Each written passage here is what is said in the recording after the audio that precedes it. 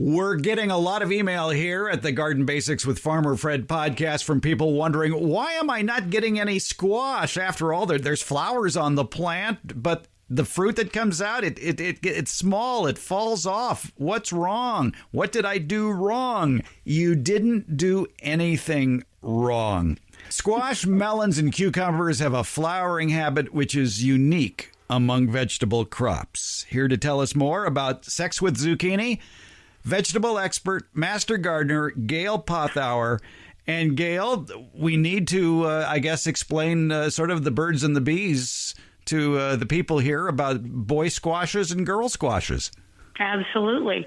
It's squash and melons and gourds, things like that, are in the same family, and they're what's called monoecious. It means they have male flowers and female flowers on the same plant.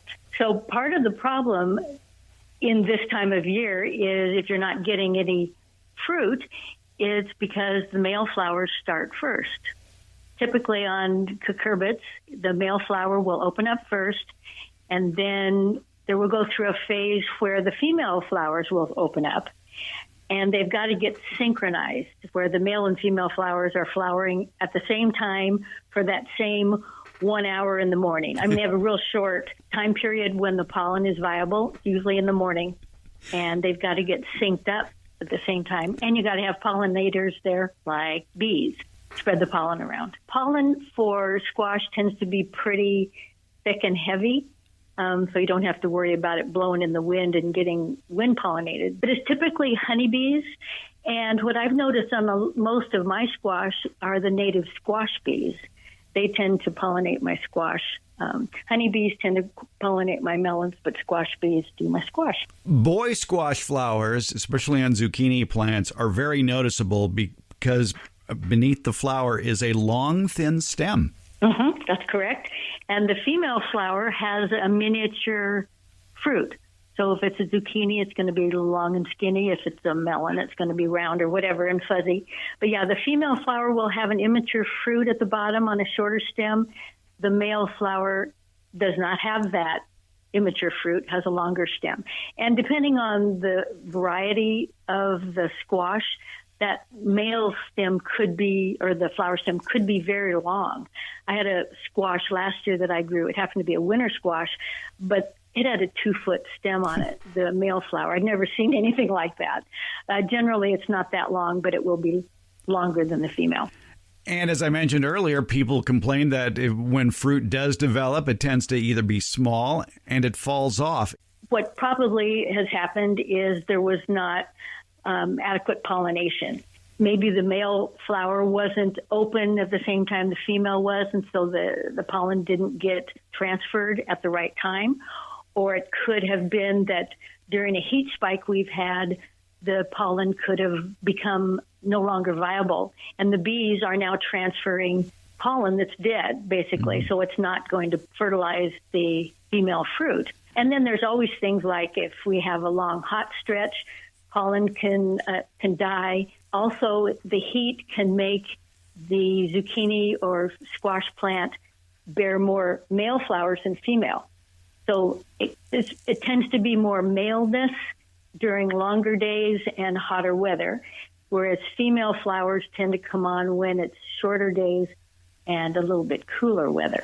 Timing is key here. Can us humans help out this process at all? Certainly. You can either get a little artist paintbrush and transfer the pollen from the male flower to the female flower, or you could actually just take the male flower off, kind of remove the flower petals and use that as the brush and kind of transfer the pollen.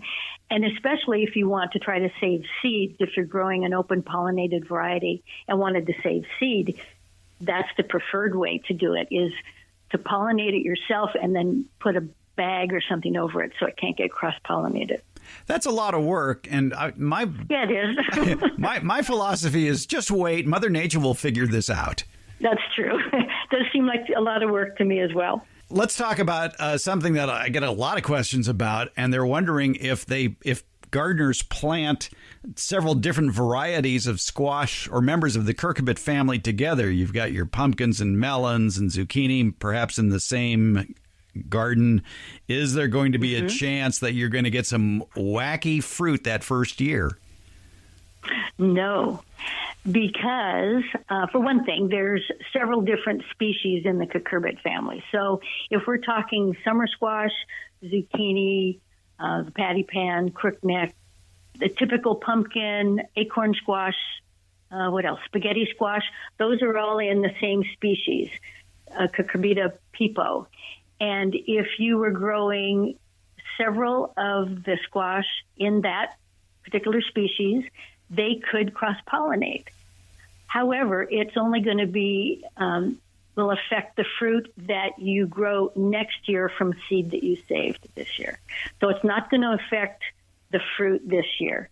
So you can grow a melon next to a cucumber, next to a zucchini, next to a big giant pumpkin.